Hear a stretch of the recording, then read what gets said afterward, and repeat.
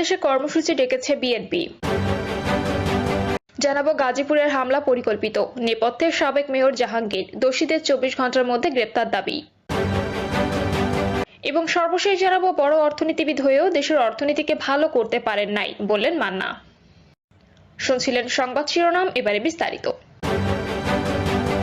সারা দেশে কর্মসূচি ডেকেছে বিএনপি। চলতি মাসের 11 ফেব্রুয়ারি থেকে সারা দেশে কর্মসূচি ঘোষণা দিয়েছে বিএনপি। এর আওতায় 10 দিনে দেশের 64 জেলায় জনসভা করবে দলটি। বিকালে রাজধানীর নয়াপল্টনে আয়োজিত সংবাদ সম্মেলনে দলের পক্ষে এক জরুরি সংবাদ সম্মেলনের কর্মসূচির কথা জানান বিএনপি সিনিয়র যুগ্ম মহাসচিব রুহুল কবির রিজভী। তিনি জানান, নিত্য প্রয়োজনীয় পণ্যের মূল্যবৃদ্ধি সহনীয় পর্যায়ে রাখা, অবনতিশীল আইন শৃঙ্খলা পরিস্থিতির উন্নতি, দ্রুত গণতান্ত্রিক যাত্রাপথে উত্তরণের জন্য নির্বাচনী রোডম্যাপ ঘোষণা এবং রাষ্ট্রের পতিত ফ্যাসিবাদের নানা চক্রান্তের অপচেষ্টা মোকাবিলা সহ বিভিন্ন জনদাবিতে আগামী 11 ফেব্রুয়ারি থেকে রমজান শুরু হওয়ার আগ পর্যন্ত বিএনপির উদ্যোগে সারা দেশে জেলা ও মহানগরে পর্যায়ক্রমে সভা সমাবেশ অনুষ্ঠিত হবে। এ সময় রিজভী বলেন, পতিত স্বৈরাচার শেখ হাসিনার ফ্যাসিস্টদের সহযোগীরা এখন প্রশাসনে বিভিন্ন গুরুত্বপূর্ণ জায়গা দখল করে রয়েছে। যারা 5 আগস্টের পরিবর্তনকে মনে প্রাণে মেনে নিতে পারেনি, এমন লোকদেরকে চিহ্নিত করতে না পারলে অন্তর্বর্তীকালীন সরকারের পক্ষে সফল হওয়া কঠিন। তিনি বলেন, বিএনপির ভারপ্রাপ্ত চেয়ারম্যান তারেক রহমান বলেছেন, অন্তর্বর্তীকালীন সরকারের সব পদক্ষেপ সবার কাছে সাফল্য হিসেবে বিবেচিত নাও হতে পারে, কিন্তু এই সরকারের ব্যর্থতা গণতন্ত্রের পক্ষে শক্তির ব্যর্থতা হিসেবে পরিগণিত হবে। এ কারণে বিএনপি অন্তর্বর্তীকালীন সরকারকে সফল দেখতে চায়, কিন্তু সরকার নিজেদেরকে সফল দেখতে চায় না, এটিও ভাবার বিষয় রয়েছে। সরকারের কর্মপরিকল্পনা রোডম্যাপে কম গুরুত্বপূর্ণ ইস্যু বাদ দিয়ে জনগণের নিত্যদিনের দুঃখ দুর্দশা লাঘবে অগ্রাধিকারের ভিত্তিতে পদক্ষেপ দেওয়া জরুরি।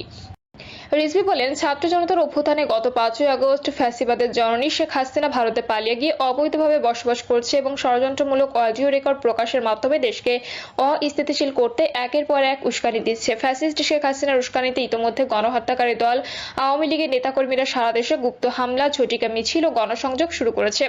গতকাল জয় বাংলা স্লোগান দিয়ে রক্তপিপাসী আওয়ামী দুর্বৃত্তরা গাজীপুরে ছাত্র জনতার উপর নারকীয় আক্রমণ চালিয়েছে। 15 জনের বেশি গুরুতর জখম হয়েছে। পতিত সরকারের গাজীপুরের সাবেক মেয়র জাহাঙ্গীর ফ্যাসিস্টদের নিয়ে ভার্চুয়ালি মিটিং করে বলেছেন, যে শহরে আমরা দিনের বেলা ঘুরতে পারি না, সে শহরে কাউকে আমরা ঘুমাইতে দিব না। লীগের নয়া প্রজেক্টের মাস্টার প্ল্যানদের একজন সে। এমন ভয়ঙ্কর সন্ত্রাসীকে এখনো গ্রেপ্তার করতে না পারা সরকারের চরম ব্যর্থতা। বিএনপির এই সিনিয়র নেতা বলেন, দুর্নীতির মাফিয়া চক্রের অন্যতম শিখণ্ডী পলাতক সাবেক আইজিপি বেনজির আহমেদ ফ্যাসিস্ট সরকারের অনুসারীদের সঙ্গে ভার্চুয়াল কনফারেন্সে ষড়যন্ত্রমূলক সভা করছেন। একটি সভায় অংশ নিয়ে তিনি বলেছেন, পুলিশের ও প্রশাসনের 90 ভাগই আওয়ামী লীগের সমর্থক এবং তাদের সঙ্গে সার্বক্ষণিক যোগাযোগ রয়েছে। তাদের সঙ্গে যোগাযোগ রেখে প্ল্যান করা হচ্ছে। গোপন ষড়যন্ত্রে লিপ্ত নজিরবিহীন দুর্নীতির মহানায়ক সাবেক আইজিপি বেনজির আহমেদরা। বেনজির আহমেদের রাষ্ট্রের বিরুদ্ধে গোপনীয় ষড়যন্ত্রমূলক কর্মকাণ্ডের খবর প্রকাশ্যে আসার পরও প্রশাসন নির্বিকার। বেনজির আহমেদের সঙ্গে ফ্যাসিস্ট সরকারের অনুসারীদের ভার্চুয়াল কনফারেন্সে যারা জড়িত তারা আইনের আওতার মধ্যে পড়ে। ইতোমধ্যে হাসিনার নির্দেশে গোপালগঞ্জের টুঙ্গিপাড়ায় পুলিশ সদস্যদের ওপর হামলা চালানো হয়েছে। পুলিশ সদস্যকে অবরুদ্ধ করে পুলিশের গাড়ি ভাঙচুর রয়েছে আওয়ামী দুর্বৃত্তরা।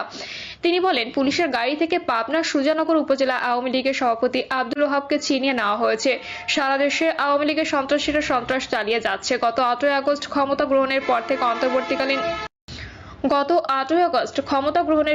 অন্তর্বর্তীকালীন সরকার গণহত্যাকারী আওয়ামী দুর্বৃত্তদের গ্রেপ্তার ও বিচারের বিষয়ে যতটা কঠোর হওয়া দরকার ছিল, উল্টো বিপরীত চিত্র পরিলক্ষিত হয়েছে। সংবাদপত্রের প্রতিবেদন অনুযায়ী এ পর্যন্ত গণহত্যাকারী দল আওয়ামী লীগের 572 জন নেতা ও তার দোসরদের জামিন হয়েছে।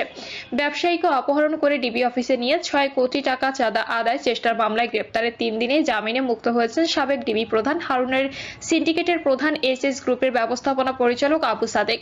রিজভী বলেন, গণহত্যার মামলায় আসামিরা কিভাবে জামিন পাচ্ছে আমরা সরকারের কাছে সেটির স্পষ্ট ব্যাখ্যা জানতে চাই। এছাড়া জুলাই আগস্টে ছাত্র জনতা নাগরিকদের অভ্যুত্থানে বর্বরোচিত হামলা ও হত্যাযজ্ঞ চালানো অপরাধীদের কতজন গ্রেপ্তার হয়েছে সরকারের কাছে সেটি জানতে চাই। সহস্রাধিক মানুষ হত্যা, হাজার হাজার পঙ্গু ও আহত হওয়ায় এ বর্বরোচিত ঘটনা এবং ইতিহাসের জঘন্যতম গণহত্যার সঠিক বিচার না হলে বাংলাদেশের ভবিষ্যৎ হয়ে পড়বে অনিশ্চিত।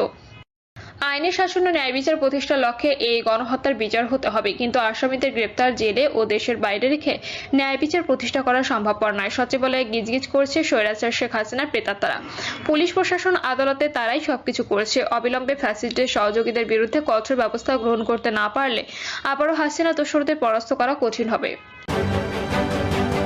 গাজীপুরের হামলা পরিকল্পিত, নেপথ্যে সাবেক মেয়র জাহাঙ্গীর, দোষীদের 24 ঘন্টার মধ্যে গ্রেপ্তার দাবি। বৈষম্য বিরোধী ছাত্র আন্দোলন কেন্দ্রীয় কমিটির সদস্য সচিব আরিফ সোহেল বলেছেন, গাজীপুরে শিক্ষার্থীদের উপর হামলার ঘটনায় জড়িতদের 24 ঘন্টার মধ্যে গ্রেপ্তার করতে হবে। ছাত্র জনতার উপর হামলাকারী আওয়ামী ফ্যাসিস্টরা এখনো বিরাজমান আছে, আমাদেরকে সতর্ক থাকতে হবে। রামদানিয়ে ছাত্র জনতার উপর হামলা ছিল পরিকল্পিত। গাজীপুর সিটি কর্পোরেশনের সাবেক মেয়র জাহাঙ্গীরের লোকজন এই হামলা করেছে বলে অভিযোগ হয়েছে। গাজীপুরের রাজবাড়ী মাঠে সর্বদলীয় বিক্ষোভ সমাবেশে এসব কথা বলেন আরিফ সোহেল সহ অন্যরা। এতে অংশ নিয়ে জাতীয় নাগরিক কমিটি গাজীপুর জেলা শাখার আহ্বায়ক আলী নাসির খান বলেছেন, রক্তের বদলা রক্ত নয়, ফ্যাসিস্ট খুনি স্বৈরাচার আওয়ামী লীগকে নিষিদ্ধের মাধ্যমে করতে হবে। নেতাকর্মীরা আরো বলেন, গতরাতে আওয়ামী দস্যুরা পরিকল্পিতভাবে ছাত্রদের ফাঁদে ফেলে হামলা করেছে।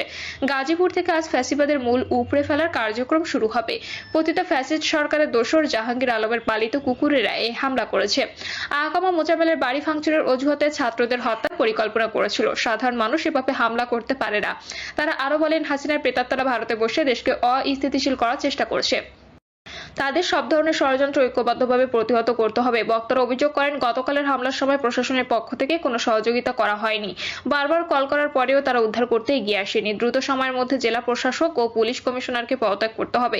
24 ঘন্টার মধ্যে হামলায় জড়িতদের গ্রেপ্তার করতে হবে। প্রশাসন কেন সহযোগিতা করতে এগিয়ে আসলো না, বিষয়টি তদন্ত করতে হবে। মন্ত্রণালয় সহ প্রশাসনের বিভিন্ন দপ্তরে থাকা আওয়ামী দোসরদের অপসারণ করতে হবে। বড় অর্থনীতিবিদ হয়েও দেশের অর্থনীতিকে ভালো করতে পারেন নাই, বললেন মান্না। গণ অভ্যুত্থানের 6 মাস পেরিয়ে যাওয়া দেশের রাজনৈতিক, অর্থনৈতিক ও সামাজিক প্রেক্ষাপটে অন্তর্বর্তী সরকার একটা কঠিন সময় এসে পড়েছে বলে মন্তব্য করেছেন নাগরিক ঐক্যের সভাপতি মাহমুদুর রহমান মান্না। তিনি বলেন, অন্তর্বর্তী সরকার একটা কঠিন সময় এসে পড়েছে, এটা তো সত্যি।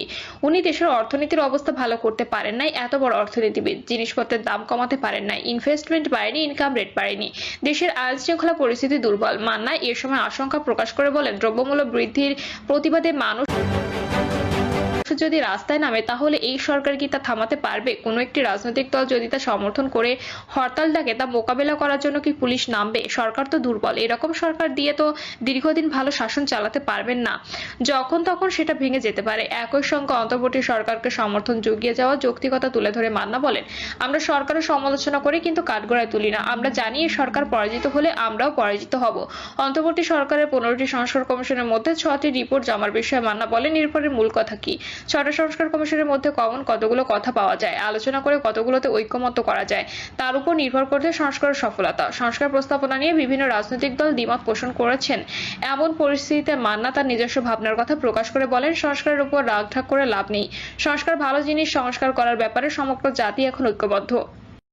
তিনি বলেন, প্রশ্নটা হলো সংস্কারটা কতখানি লাগবে। তবে ইউনূস সাহেব বলেছেন, সংস্কারের প্রশ্নে কোনো বিষয় ন্যূনতম যে ঐক্যমত্য হবে সরকার ততটুকু সংস্কার করবে। কোনো সংস্কার তিনি চাপিয়ে দেবেন না, এটাই ভাবনার ব্যাপার।